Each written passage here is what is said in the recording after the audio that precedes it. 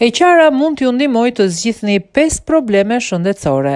Nga të dhënat të ndryshme statistikore, rezulton se gratë qajnë mesatarisht 4 herë në muaj, ndërsa burrat 2 herë. Të qarat megjithatë nuk janë shenjë dobësie, por çelësi për t'u çliruar nga probleme të ndryshme shëndetësore. Ja përfitimet e të qarit në periudha të vështira.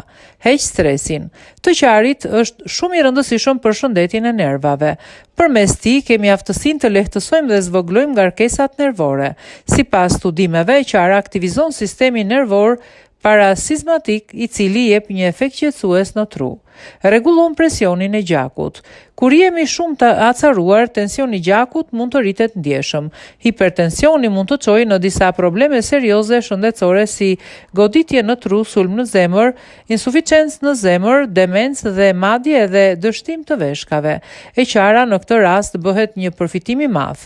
Stabilizon tensionin dhe zvogëlon takikardin. Eliminon akumulimin e toksinave. E qara prodhon lotë që vijnë nga brenda dhe që përmbajnë beturina si tym dhe pluhur nga syt. Nëpërmjet të qarit është gjithashtu e mundur të zvogëlohen nivelet e kortizolit në trup, të cilat krijojnë gjendje depresive dhe shqetësimi. E qara pra zvogëlon kortizolin dhe rrit serotoninën. Luhatje umori. Nëse ndjeheni tepër nervoz dhe nuk e dini pse, kjo mund të ndodhë për shkak të akumulimit të manganit në trup, i cili krijon gjendje irrituese të fortë. Përmes lotëve, ky mineral lëshohet dhe nervozizmi ulet. Lehtësojmë dhimbjen. Kur dhimbja është shumë e fortë, lotët tanë do të zbresin pa dashje.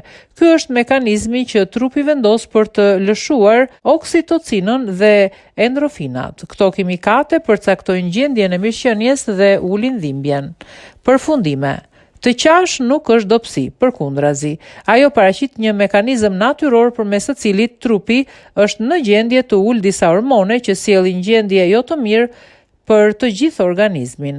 Në raste vështirësish, do të ishte më mirë të mos shqetësoheni për mendimin e të tjerëve, por të çliroheni dhe të qani derisa të ndjeheni mirë.